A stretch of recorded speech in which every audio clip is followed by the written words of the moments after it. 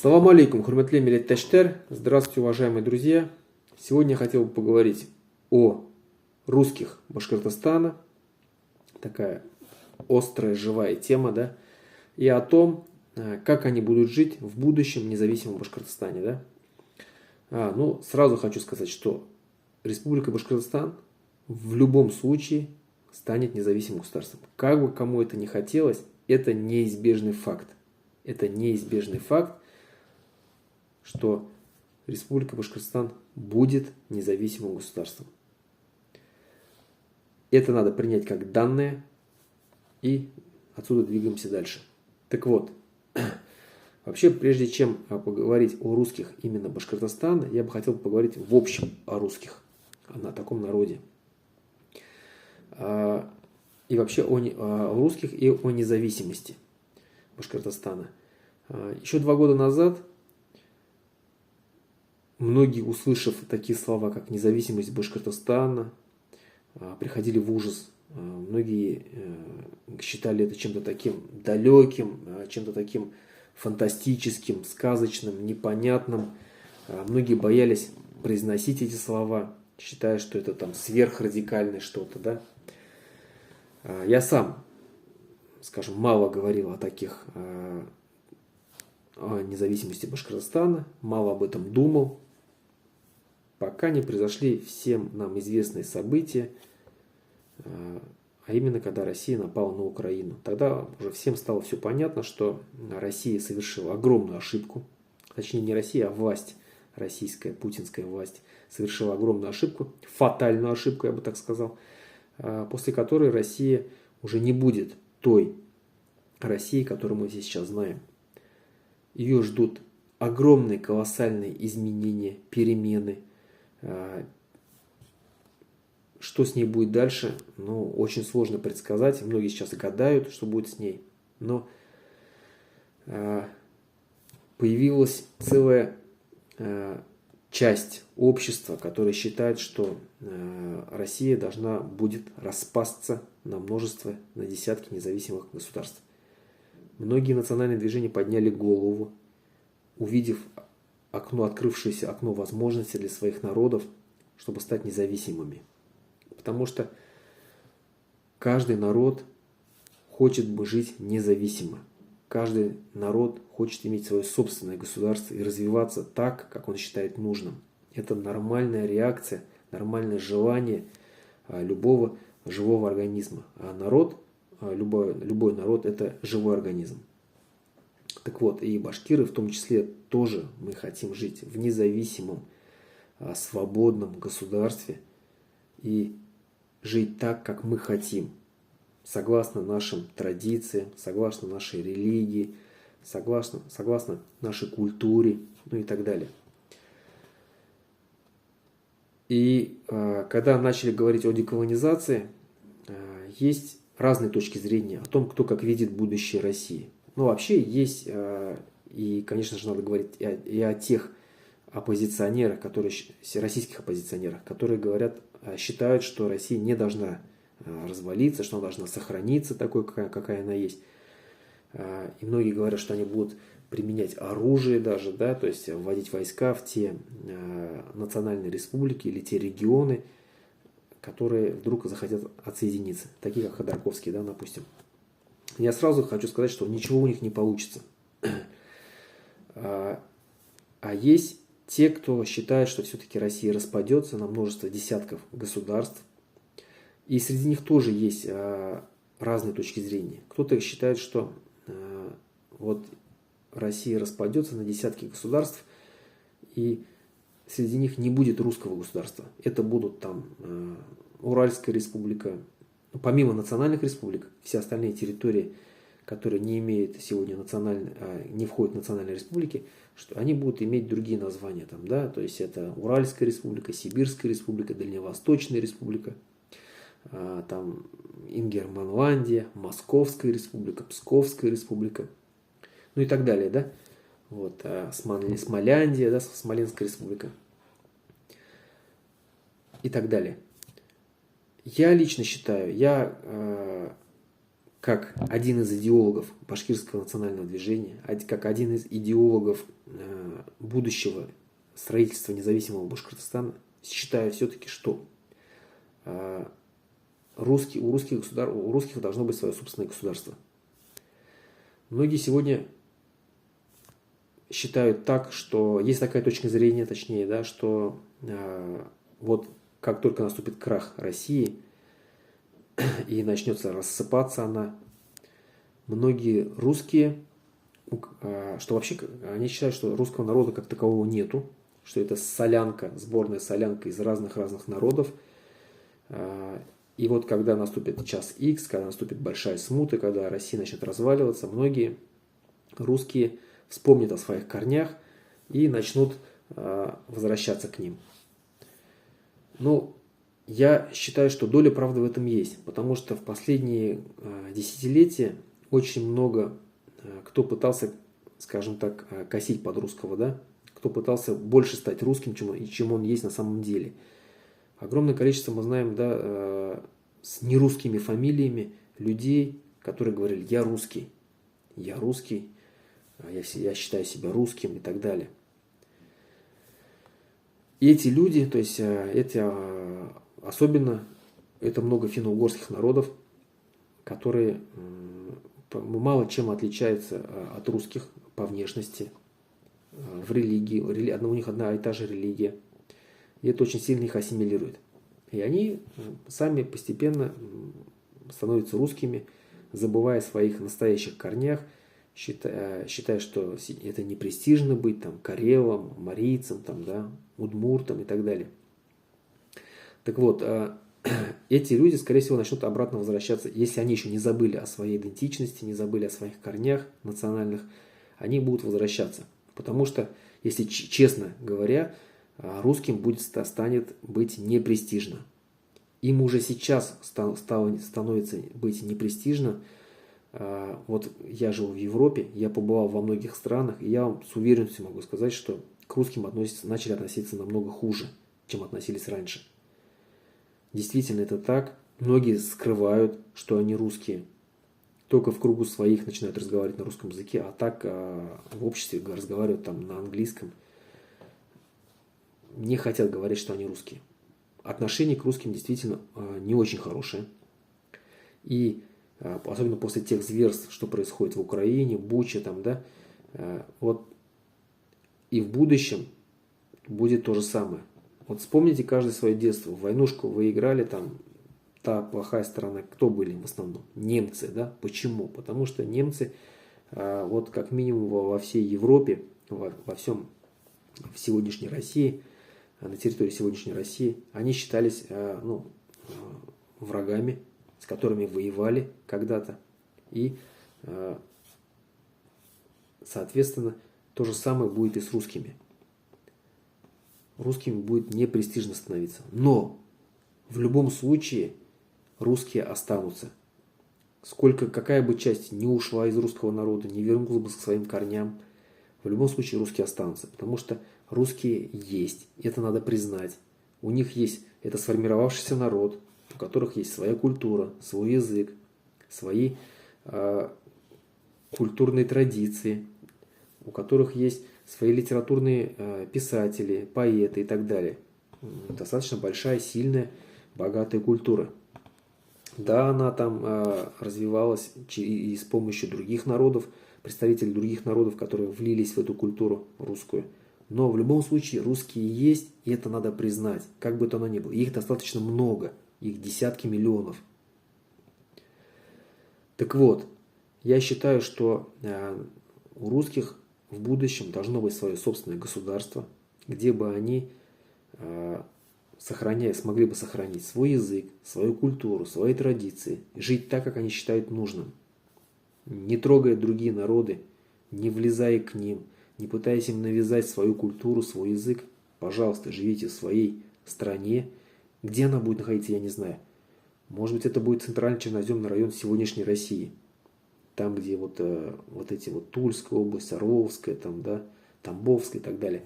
Может быть, это будет где-то в Сибири. Может, это будет на Урале. Может быть, это будет на юге России или на севере России. Я не знаю. Но если будет такая республика, русская республика, где они там смогут жить так, как они считают нужным, пусть ставят флаг какой хотят, там имперский, власовский, там сине-белый там, и так далее. Не знаю, какой хотят. Это их дело. Пусть, главное, не лезут к нам. Какая это будет республика, там, большая или маленькая, я тоже не знаю. Но я уверен, что помимо этой русской республики будут еще другие республики, где уже вновь образовавшиеся республики из сегодняшних регионов, где идентичность уже будет другая, они будут разговаривать на русском языке, продолжать, но идентичность постепенно будет меняться. Но это как сегодня есть страна Германия, Deutschland, где живут немцы, разговаривают на немецком языке, но в то же время есть Австрия, где живут австрийцы, они себя считают уже австрийцами, но язык у них немецкий, разговаривают они на немецком языке. Есть Лихтенштейн, где точно так же живут немцы, но где лихтенштейнцы, да, то есть это уже нация такая политическая, и разговаривают они на немецком языке. В Швейцарии живут немцы, в Бельгии живут немцы и так далее. Англичане то же самое. Есть Англия, ядро английского народа, где они там живут, сохраняют свой язык, свою культуру, свои традиции. Так же, как и немцы в Германии сохраняют все свое. Но также есть англоязычные страны. Канада, США, Австралия, Новая Зеландия, ну и так далее, да? Где англоязычные страны, но они уже не считают себя англичанами, они считают себя канадцами, американцами, да, австралийцами и так далее. Здесь будет то же самое на территории России, на территории будущей, пост-России точнее, да, будет, возможно, будет Русская республика, я бы хотел, чтобы у них была бы своя республика.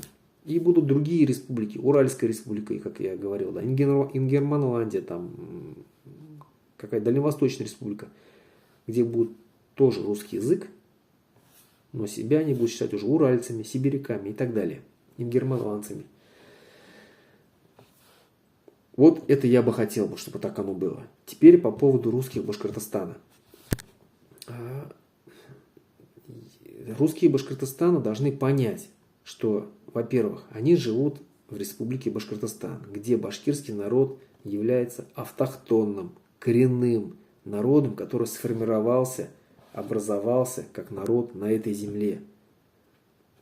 И вот когда сейчас Фаилю Алсынову предъявляют обвинения о том, что он якобы там какие-то экстремистские высказывания говорил, что он гнал какие-то народы, там, изгонял из республики Башкортостан, это неправда. Кто башкиры знает башкирский язык прекрасно, они в его словах, они прекрасно поняли, о чем говорил Фаиль. А говорил он о том, что у татар есть Республика Татарстан. У русских есть русские республики, такие как, не русские республики, а русские областя, да, то есть где там Тамбовская, Орловская, Рязанская и так далее. У армян есть Армения. Так вот, каждый из них может, ну и так далее, да, каждый из них может уехать в любой момент. Он не говорит, что их надо выгонять. Он говорит, что они сами могут в любой момент уехать в свои республики, в свои земли, где они компактно проживают, где у них есть свое государство. И, то есть, ну, допустим, если человеку татарину станет некомфортно жить в республике Башкортостан по тем или иным причинам, я не говорю, что его будут изгонять, что там над ним будут издеваться или что-то. Нет, ну просто вот стало некомфортно жить там, работы лишился там, да, или еще что-то. И он в любой момент может переехать в Республику Татарстан, ему есть куда переехать, да, и он себя будет чувствовать там комфортно. Он будет в своей среде, в своей культурной среде, в своей языковой среде. Русскому точно так же может в любой момент с Республики Башкортостан переехать в любую другую область, Рязанскую, Тульскую, Тамбовскую, Орловскую и так далее, да, Краснодар, Ростов. И он себя будет чувствовать там комфортно, потому что он будет в своей среде. Армян может в любой момент уехать в Армению, и он будет себя чувствовать комфортно, потому что это его страна, где сохраняется его культура, его традиции. Башкиру ехать некуда. У башкир осталась только Республика Башкортостан из всех той огромной территории исторического Башкортостана, который когда-то был. Мы сейчас о нем не говорим. Мы хотим, чтобы Республика Башкортостан осталась. И нам, башкирам, ехать некуда больше. У нас только только земля осталась. Именно про это и говорил Фаиль. А вот как все это извернули сегодняшние власти, конечно же, это и на их совести. Так вот, я, продолжая о русских Башкортостане, хочу сказать, что русские Башкортостан должны понять и признать, что у башкир нет другой земли. Что кроме как Республики Башкортостан, они не смогут нигде развивать свой язык, свою культуру, свои традиции, свою историю изучать и так далее. И в будущем, вот мы, наш комитет Башкирского национального движения за рубежом, Башкирский политический центр, мы сформировали проект будущего независимого Башкортостана. По этому проекту мы считаем, и это будет, я думаю, правильно, что в будущем в независимом Башкортостане единственный государственный язык будет башкирский. Русский язык станет официальным языком межнационального общения на 15 лет. На 30 лет, точнее, да? Многие хотя сейчас уже говорят, что 30 лет это много. Я считаю, что это нормально. Одно поколение. Так вот, и это возмущает очень сильно русских Башкортостана. Как так? Вот мы не хотим изучать ваш язык, кому он нужен, нафиг он нужен. О чем это говорит? Это говорит о том, что русские до сих пор не воспринимают Башкортостан как именно свою республику. Именно вот как республику, где бы они хотели бы жить, где бы они хотели бы, чтобы жили их дети, связывать свою судьбу. Они ее считают вот, чем-то таким, как завоеванной колонией. И себя там они видят как колонизаторов. Не все, конечно, так. Есть русские, которые вполне нормально, адекватно воспринимают то, что башкирский язык будет единственным государственным языком. Они прекрасно понимают, что так развивается независимое государство. Давайте посмотрим на отколовшиеся от СССР союзные республики. В каких из них остались русский язык как государственный язык? Кроме Белоруссии и Киргизии нигде. В Казахстане еще и русский язык имеет язык межнационального общения, официальный статус. Во всех остальных республиках языки, государственные языки, только язык коренного народа. И они там успешно сейчас развиваются. Там же, где остался русский язык как государственный язык, там очень большие проблемы именно у коренных языков. Белоруссия взять. Я живу в Литве. После вот этих событий 2020 года белорусских очень много белорусов покинуло свою родину, переехали в Литву, сейчас там живут. И вот сколько я встречал белорусов, я только одного встретил, который бы говорил на белорусском языке. Все остальные разговаривают на русском. У них удручающая статистика, у них практически 80 с лишним процентов не знает своего родного языка и считает русский язык своим родным языком. Понимаете? И это результат того, что там русский язык стал государственным языком. Хотя, когда Лукашенко сделал русский язык государственным языком. Хотя изначально, когда только-только в 90-х годах Беларусь стала независимым государством, там началась белорусизация, открывались белорусские школы, процент людей, знающих белорусский язык, рос. И очень хорошо рос.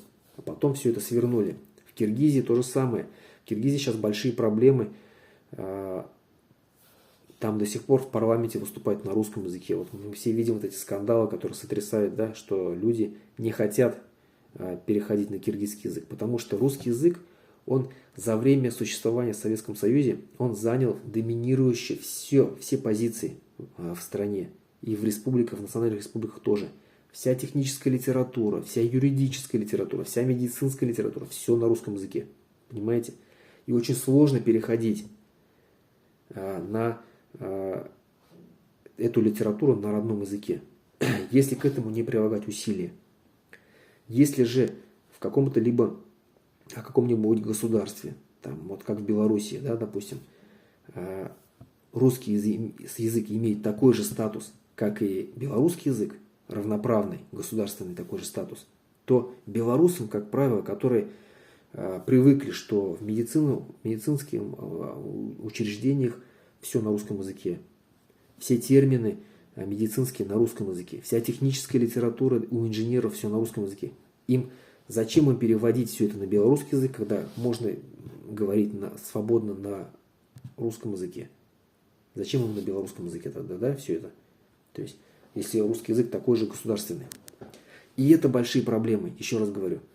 Если мы не сделаем то же, если мы оставим русский язык государственным в Республике Башкортостан, а сейчас в Республике Башкортостан русский язык занимает все сферы, абсолютно все сферы, полностью все на русском языке, то мы так и никогда не взрастим свой башкирский язык. Мы никогда его не поднимем до сегодняшнего уровня русского языка. Никогда.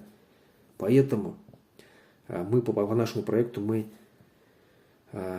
предлагаем, что русский язык останется языком официальным межнационального общения, имея официальный статус на 30 лет.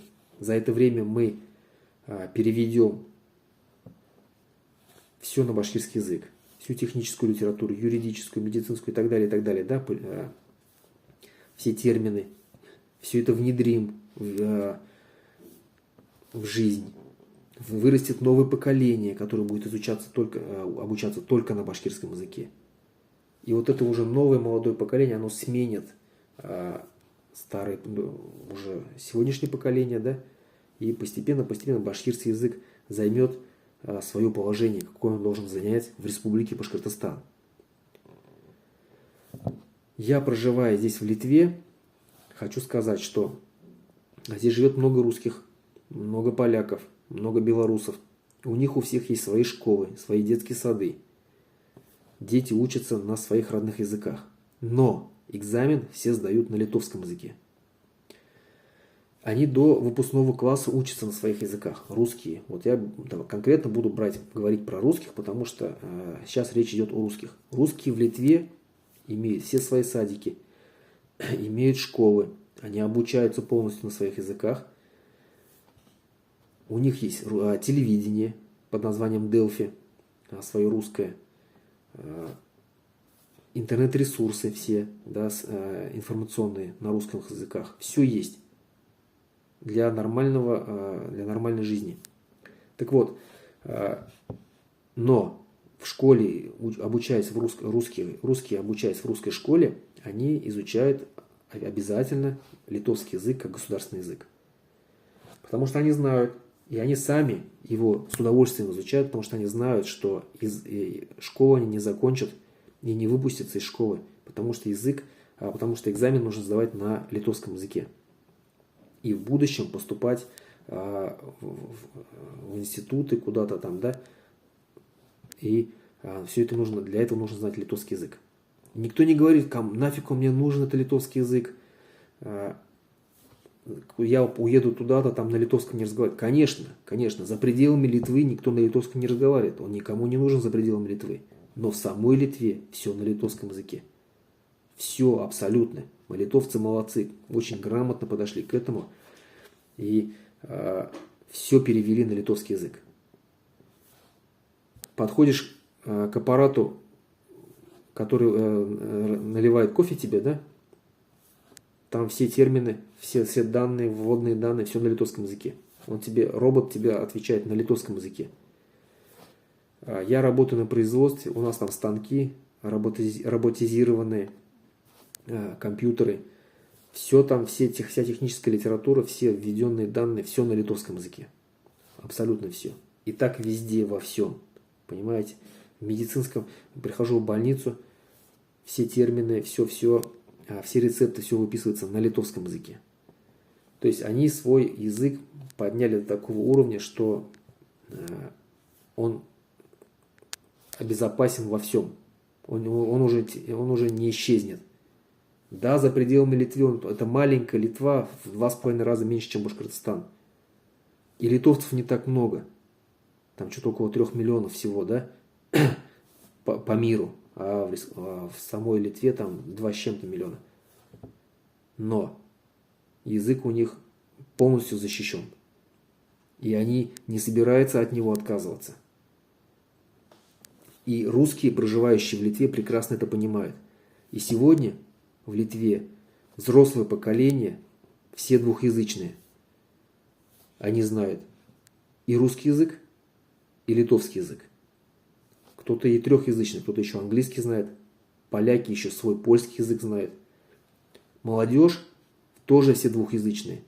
Но вместо русского языка они знают все литовский язык, и вместо русского языка они знают в основном английский язык. Потому что русский постепенно исчезает. Так как с Россией Литва сейчас не общается, туда никто не ездит. Вся молодежь смотрит в сторону Европы. Европа, все границы открыты, можно переезжать в любую страну, жить где хотят. А для этого нужен английский язык. Но русские Литвы, русская молодежь, они знают и русский язык, и литовский язык, в совершенстве знают литовский язык, и английский язык. И ни для кого это не проблема, понимаете? И никто не говорит, литовский нам нафиг не нужен. Но сегодня русские Башкортостана так говорят, что башкирский нам нафиг не нужен, где мы его будем применять, как наши дети будут поступать учиться. Так вот, если русские Башкортостана хотят в будущем связывать свою судьбу с этой республикой, судьбу своих детей с этой республикой, если они считают действительно эту республику своей республикой, и она им нравится, то они будут учить, они должны понять, что башкирский язык им придется учить, потому что мы будем переводить все сферы на башкирский язык. Все сферы жизнедеятельности в республике Башкортостан на башкирский язык. Обязательно. Без этого никак. Без этого мы не спасем свой язык, понимаете? Свой башкирский язык. Вы должны это понимать. Я до этого сказал, что у нас другой земли нету, другой территории нету, куда мы могли переехать, в случае чего. Поэтому мы не можем никому оставить эту землю. Мы здесь же есть, мы здесь живем, мы здесь будем жить, наши внуки, наши правнуки здесь будут жить. И мы для них должны сохранить свой язык. И мы будем развивать его, естественно, и внедрять во все сферы. И все народы, проживающие на территории Республики Башкортостан, будут учить язык, если они хотят в будущем жить. Конечно, они могут не учить язык, да, но тогда они сами себя будут, скажем так, выбывать из общей жизни. Они будут общаться только между собой. В Литве тоже есть люди, которые так до сих пор и не знают литовского языка. Многие из них прожили по 20 лет, я таких встречал, которые по 30 лет, которые живут в Литве и не знают литовского языка. Но у них очень узкий мир вокруг них.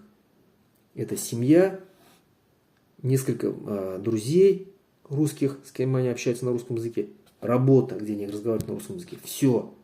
Они исключены, и они живут в интернете, только смотрят русскоязычные каналы, русские фильмы, и все. Все, что вокруг в Литве происходит, они не знают. Они не могут читать газеты, они не могут смотреть телевидение, они не участвуют в политической жизни, потому что в политической жизни в Литве нужно знать литовский язык обязательно. То же самое будет и в Республике Башкортостан. Если вы не будете знать башкирский язык, если ваши дети не будут знать башкирский язык, они не смогут участвовать в политической жизни. Они не смогут участвовать вообще во всей жизни, да, которая будет бить и ключом. Также я хочу вам сказать, что люди, проживающие сегодня в Республике Башкортостан, вне зависимости от национальности, должны понимать, и я думаю, что понимают прекрасно, что Республика Башкортостан – это достаточно сильная республика, у которой при грамотном управлении ждет большое будущее. У нас есть большие природные ресурсы, у нас красивая природа, у нас хорошо развитая экономика, промышленность очень сильная. Еще раз говорю, при грамотном управлении, если мы все вместе будем ей управлять грамотно, вкладывать свою душу и силу, да, в развитие этой республики, она будет жить не хуже, чем сегодня живут средняя страна Европы, как минимум. Это как минимум я говорю. У нас все для этого есть. Если нас не будут раздирать внутренние конфликты, Если русские и другие народы Башкортостана примут эту республику, какая она есть, я еще раз говорю, что Республика Башкортостан в любом случае станет независимой. Это просто надо понять, принять как данность. И вот я говорю, если вы примете республику такой, какая она есть, если вы примете, что башкирский народ здесь республикообразующий, государственный, автохтонный народ, что это национальная республика, Башкирская национальная республика, если вы хотите в ней жить, развиваться, связывать свое будущее своих детей, вы должны признать, что башкирский язык здесь необходим, и он будет главным в республике. И те, кто будет связывать, я еще раз говорю, свое будущее с этой республикой, они будут учить. И будут делать так, чтобы их дети учили. Поэтому уже сейчас русские Башкортостана, которые прекрасно это понимают, у них никаких проблем не возникает, когда говорят, что независимый Башкортостан, про независимый Башкортостан. То есть они прекрасно понимают, что они смогут ужиться с другими народами, с башкирами, в том числе в Республике Башкортостан, нормально смогут жить. Потому что ничего сложного, если честно, выучить язык. 2-3 года, все, язык. Я учу литовский язык, и я прекрасно понимаю, что приехав сюда, я должен учить этот язык. Чтобы элементарно знать какие-то вещи, спросить на улице что-то. Хотя я могу и на русском языке спросить. Здесь в Вильнюсе все русскоязычные, как я уже сказал, да. То есть, точнее, все понимают на русском языке, все разговаривают на русском языке. Хотя молодежь, конечно же, уже меньше. Многие не знают русский язык. Но в любом случае я могу прожить без литовского языка. Я могу говорить на русском языке. Здесь я смогу прожить здесь. Но я не хочу. Я хочу, чтобы и в знак уважения к литовцам я учу литовский язык.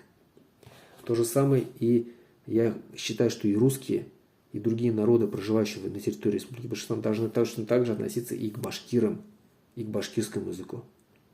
Поэтому, если мы хотим строить будущую республику нашу, как независимое, как процветающее, как демократическое государство, то, я думаю, никаких вопросов не должно возникать, что башкирский язык станет главным языком, что башкирская традиция, башкирская культура, башкирская религия ислам здесь тоже будут. И когда сегодня возникают эти вопросы по поводу крестов, никто же не говорит, что мы должны, мы обязательно будем все кресты сносить, все храмы сносить. Ничего подобного не будет. Конечно же, я уважаю православную религию. Я во многих храмах был. Я в Москве, я вообще в любой город, когда приезжаю, я захожу в костелы, в православные храмы и так далее. Я был в храм Василия Блаженного, храм Христа Спасителя. Все для меня это интересно. Я уважаю другую религию. Но вы должны понимать, что те кресты, которые устанавливают сами жители, не спрашивая разрешения у властей, не спрашивая разрешения у местных жителей, просто какая-то инициативная группа решила, что она вот на этом самом высоком месте, на самом красивом месте поставит крест, и он там будет стоять. Это неправильно, так не должно быть. Это не русская земля, чтобы здесь стояли кресты и переименовывают наши названия, наши исторические названия. Я еще раз говорю, вся топонимика здесь, в Республике Башкортостан, вся башкирская. И когда на картах вместо Агидели пишут Белое, вместо пещеры Шульганташ пишут Капова пещера, когда вместо Кахарман-Кая скалы говорят скала 12 апостолов, это неправильно. Это не так. И там не должны быть кресты самовольно установленные. Тем самым вы нас оскорбляете. Вы хотите нам показать, что вы здесь главные, что вы куда хотите, туда и ставите свои религиозные объекты культовые. Назвали его поклонным крестом, которому, какой он поклонный, если к нему даже добраться сложно. Поклониться, чтобы ему, он там находится где-то, непонятно кто. Поставили кто? поставила группы людей, которые, там какой-то был православный лагерь, и вот в память об этом лагере решили поставить крест. Ну давайте, если будет каждый православный какой-то лагерь, каждый православный кружок после себя ставить где-то крест, что будет тогда с нашей землей? Я не против. Я вообще считаю, что в будущем мы строим светскую республику, где не будет главенствующей никакой религии. У нас не будет ни шариата здесь, ни православного какого-то государства. Нет, у нас будет светское государство, где все религии будут равны. Но надо понимать, что 2/3 населения республики – это мусульмане. И, естественно, они здесь, башкиры здесь коренной народ, мусульманский народ, он является коренным. Еще раз говорю, вся топонимика здесь башкирская. У русских есть православные храмы, где они могут совершать свои культурные, религиозные обряды. Я не против, если во всех поселениях, русских поселениях, внутри территории этого поселения будут стоять кресты. Хоть перед каждым домом поставьте свой крест. Пожалуйста. Если вы так хотите, если вы так решили на общем собрании, пожалуйста, ставьте. Но, естественно, там это не должно быть возле школ. Это по закону будет запрещено. Но за территорией поселения, русского поселения, или какого-либо другого народа, который исповедует православие, не должно быть никаких крестов. Это, еще раз говорю, нарушает наши права. И когда мы придем к власти, мы пересмотрим все разрешения, есть ли разрешение или нет разрешения на те культовые объекты, религиозные объекты, которые сейчас уже установлены. И если какие-либо документы там будут, мы будем проверять, когда они появились. Если они появились в момент установки этого креста, тогда никаких вопросов к нему нет, он будет стоять. Если он появился позже и задним числом, так называемым, да, то, извините, эти все религиозно-культовые объекты будут снесены. Тут никто не должен обижаться, все должно быть по закону. Закон единый для всех. И это не только касается православных крестов, это касается и каких-то мусульманских каких-то объектов, которые самовольно установили где-то. Все будет, все строго по закону будет. Есть мечети, есть храмы православные, есть костелы, есть синагоги. Пожалуйста. Остальная земля – это государственная земля для всех. Еще раз. Русским Башкортостана нечего бояться. Если они считают Республику Башкортостан своей республикой, своей родной республикой, они должны понимать, что здесь башкиры государственный, автохтонный народ, республикообразующий народ. И что они вынуждены с этим считаться будут. Если они хотят в будущем связывать свою судьбу с Республикой Башкортостан, и башкирский язык надо будет учить. И это будет Республика Башкортостан, где 2/3 населения это мусульмане. Никто вам не будет навязывать нашу религию. Нет, конечно же. У вас будут храмы православные, будете жить, учиться. Так же, как сейчас живут русские в Узбекистане, русские в Азербайджане живут, в Литве, еще раз говорю. Хотя там все католики практически, да, литовцы. Все нормально живут. Тех, кого не устраивает вот такая форма правления, да, вот такая республика башкирская, пожалуйста, есть русская республика, будет к тому времени уже русская республика, рядом будет Уральская республика, Сибирская республика, куда они смогут уехать и жить там так, как им хочется или как им нравится. Так русские многие уехали из союзных республик, бывших союзных республик, которые сейчас стали независимыми государствами. Если им что-то не понравилось, что там узбекский язык стал государственным, что все стало на узбекском языке, что грузинский язык стал государственным, и все стало на грузинском языке, что в Литве литовский язык стал государственным, и все стало на литовском языке. Если им не понравилось это, они все переехали в Россию, все покинули эти республики. Те, кто остался там, значит, они смирились с этим, Они приняли это, и они нормально живут. Поэтому, еще раз повторяю, если вы хотите связывать свою судьбу с будущим независимым Башкортостаном, то вы должны принять новые правила, новые законы. Я надеюсь, что я доступно объяснил. Спасибо всем за внимание. Задавайте вопросы, отвечу.